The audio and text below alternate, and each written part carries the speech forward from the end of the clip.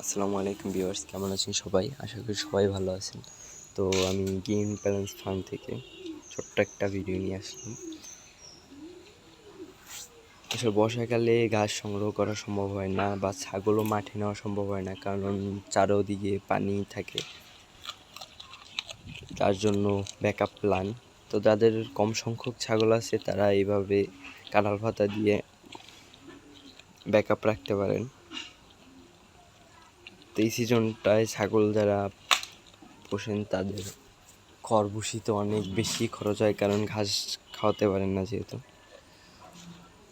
আসলে সমস্যায় পড়লে ফার্ম বন্ধ করে দেওয়া তো বুদ্ধিমানের কাজ না, ব্যাকআপ প্ল্যান রাখতে হবে।